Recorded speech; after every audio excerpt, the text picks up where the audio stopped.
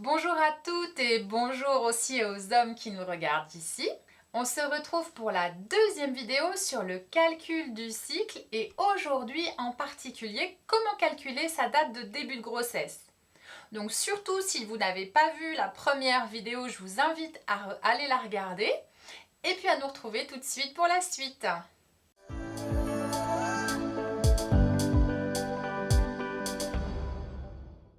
En observant et en calculant votre cycle, on a vu ensemble que vous pouvez déterminer si votre cycle est régulier ou irrégulier.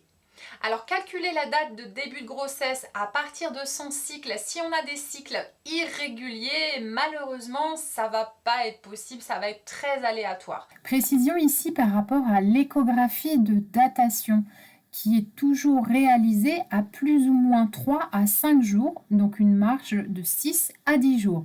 Donc même si vous avez des cycles irréguliers, ça peut vous intéresser de faire votre calcul avec nous. Si en revanche, en calculant vos cycles, vous avez vu que vous avez des cycles assez réguliers, à ce moment-là, ça va être possible de calculer la date théorique de début de votre grossesse à partir de la date de vos dernières règles. Un premier calcul à faire, c'est la date approximative de votre ovulation. Donc, on part du principe que vous avez des cycles à peu près réguliers. Vous allez calculer la durée moyenne de vos cycles. Alors si c'est tout le temps, 26 jours, par exemple, 26 jours c'est la durée de mes cycles, c'est pour ça que je prends cet exemple.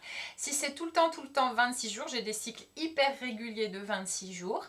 Le calcul que nous allons faire, c'est la date approximative de l'ovulation.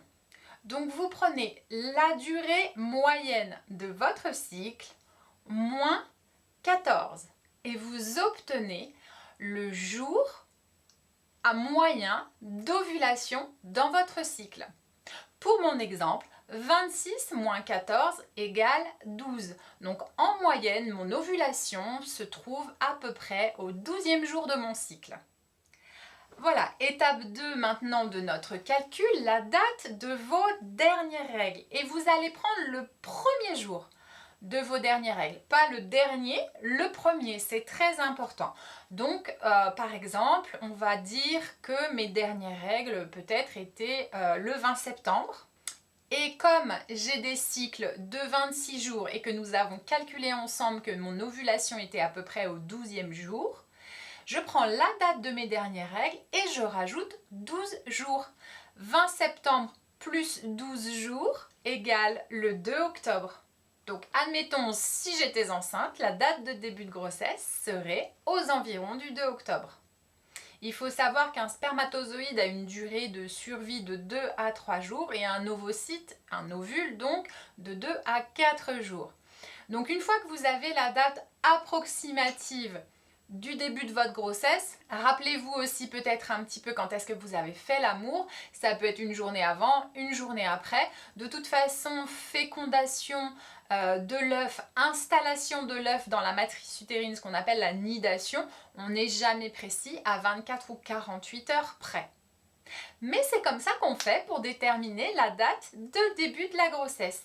Donc c'est bien une date théorique, ainsi que la date théorique d'accouchement, qui est tout simplement 9 mois plus tard. Attention, pour les calculs de date de grossesse, vous avez des applications qui vous décomptent au fur et à mesure de la grossesse votre nombre de semaines, votre nombre de mois. Il faut savoir que suivant les pays, il y a des façons de faire qui sont un petit peu différentes. En France, on compte en semaines d'aménorrhée, c'est-à-dire en semaines d'absence de règles. Dans d'autres pays, comme en Suisse et en Angleterre, par exemple, ils se comptent en semaines de grossesse. Donc il est possible que suivant les applications que vous utilisiez, vous n'ayez pas la même réponse, que vous n'ayez pas le même résultat en nombre de semaines, parce que certains parleront de semaines de grossesse et certains parleront de semaines d'aménorrhée. Peu importe, pour ce qui nous intéresse, c'est par rapport à notre calcul. Une fois que vous avez déterminé la date théorique de début de grossesse, vous rajoutez 9 mois, vous obtenez la date théorique d'accouchement. Et pour faire la conversion en semaine d'aménorrhée, je vous propose, le lien est dans la description sous cette vidéo, mon calendrier gratuit à télécharger sur mon site internet dans lequel tout simplement vous avez une très jolie boucle à remplir avec la date de début de grossesse que vous avez déterminée et chaque mois, premier, deuxième, troisième, quatrième mois, etc. Et je vous donne à chaque mois l'équivalence en semaines d'aménorrhée. J'espère que cette vidéo vous a été utile. N'hésitez pas à me dire dans les commentaires si vous voudriez en savoir plus sur les calculs de cycle, sur l'utilité et l'efficacité éventuelle dans la contraception et la détermination du début de la grossesse. Je vous fais des gros bisous, je vous dis à très bientôt, une très belle journée, une bonne semaine. Salut!